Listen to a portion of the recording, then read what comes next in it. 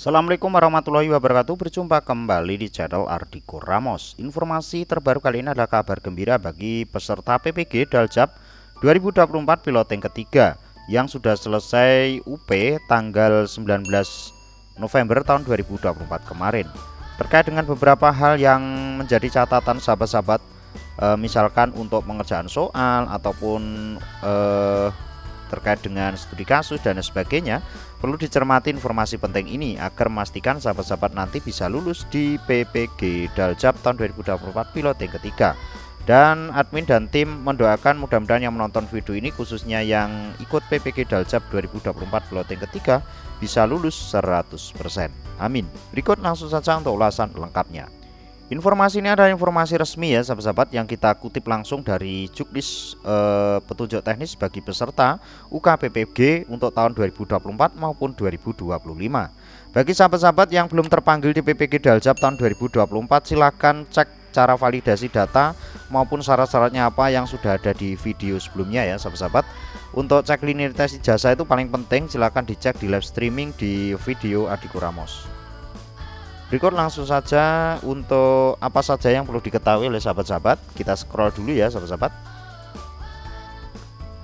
Kita lanjut, nggak usah kita baca satu persatu ya sahabat-sahabat. Kita langsung masuk di nomor 7 terkait dengan pengertian ataupun penjelasan terkait dengan ujian tertulis atau UT adalah uji kompetensi ya sahabat-sahabat. Ini ada dua jenis, yaitu tes objektif dan tes subjektif ya sahabat-sahabat. Ini soalnya pun untuk apa itu namanya, studi kasus sudah ada ya di sini sahabat-sahabat, yaitu terkait dengan PJK dan SJT, terdiri soal pilihan ganda sederhana dan pilihan ganda kompleks atau jawabannya lebih dari satu.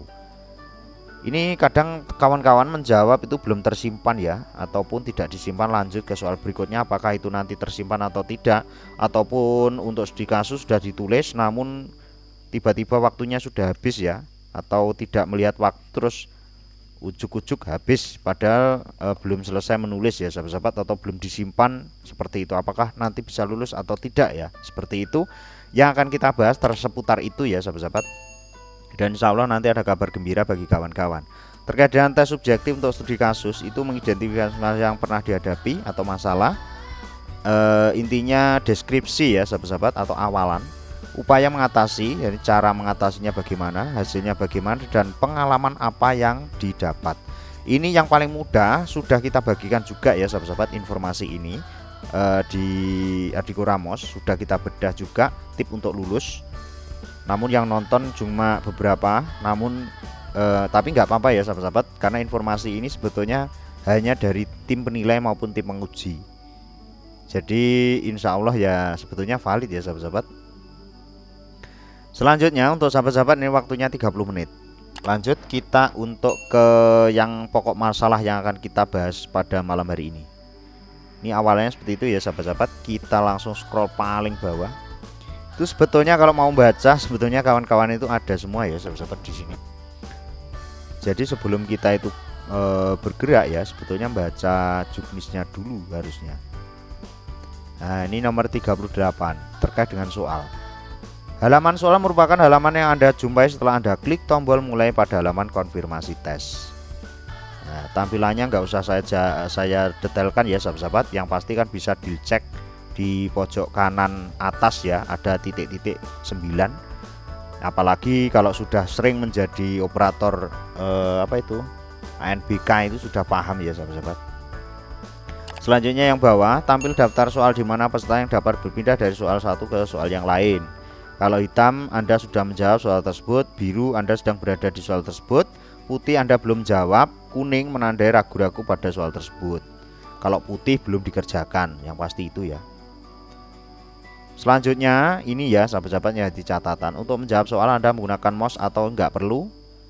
Langsung ke bawah, jika Anda ingin mengakhiri tes atau melanjutkan ke tes berikutnya, silakan klik tombol selesai pada soal nomor terakhir. Setelah itu akan muncul notifikasi akan melakukan konfirmasi ingin mengakhiri tes.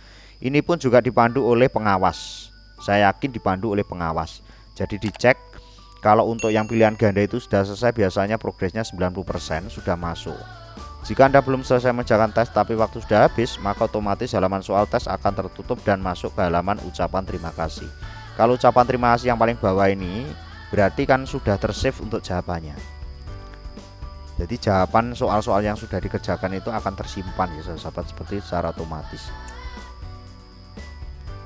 Jadi untuk kawan-kawan yang nggak sempat ya, ini memastikan. Terkadang studi kasus juga sama. Kemarin ada kasus di tahap kedua itu nggak mencapai karakter 1200 karakter ya sahabat-sahabat, namun faktanya juga lulus. Yang pasti itu 4 soal dijawab semua ya sahabat-sahabat, entah pakai nomor atau tidak. Halaman konfirmasi selesai tes atau ujian. Halaman konfirmasi selesai tes merupakan halaman yang Anda jumpai jika Anda telah klik tombol selesai pada notifikasi mengakhiri tes. Jadi selama ini muncul hijau ya sahabat-sahabat, muncul ini konfirmasi selesai tes ini muncul, berarti jawaban sahabat-sahabat itu sudah terekam ataupun sudah otomatis masuk. Nah, terkait dengan penanganan teknis ya, ini mungkin tidak ada kendala ya sahabat-sahabat. Kita lanjutkan yang paling bawah. Kalau ada silahkan berkomentar di bawah video ini.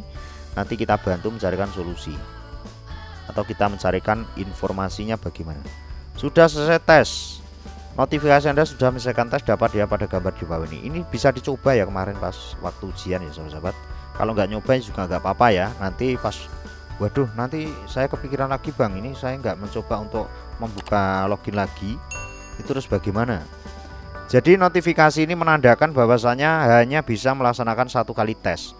Selama ini muncul, sahabat-sahabat sudah tes terus ini muncul, berarti sahabat-sahabat jawabannya sudah terekam semua. Yang studi kasus tidak usah risau ya, karena untuk penilaian piloting 2 dan 3 ini menggunakan manusia bukan robot ya sahabat-sahabat. Jadi yang menilai itu bukan robot seperti tahap 1 kemarin ya. Terus untuk yang studi kasus kemarin, untuk yang piloting 1 memang ada kendala, ada yang mengulang, itu sebetulnya servernya ya sahabat-sahabat, bukan orangnya ya. Jadi misalkan kita sudah menulis sekitar 2000 karakter terus belum sempat simpan, terus itu langsung keluar sendiri karena sudah waktunya habis, kita tidak ngecek waktu, itu apa otomatis masuk? Itu otomatis masuk ya sahabat-sahabat kalau kita melihat juknis yang atas tadi. Jadi selama jenengan nyoba lagi ini kok sudah ini, solusi dari permasalahannya adalah bahwa setiap peserta hanya dapat mengerjakan tes 1 kali. Jadi notifikasi Anda sudah menyelesaikan tes, berarti ini sahabat-sahabat sudah mengikuti tes, jawabannya sudah terekam. Mungkin untuk kabar gembira seperti itu ya sahabat-sahabat terkait dengan jadwal pengumuman untuk kelulusan PBG Daljab tahun 2024 piloting ketiga. Nanti ada beberapa informasi yang akan kita bagikan di channel ini juga. Mudah-mudahan informasi ini bisa bermanfaat ya sahabat-sahabat. Ada kurang lebihnya mohon maaf. Wallahul muwaffiq. Wassalamualaikum warahmatullahi wabarakatuh.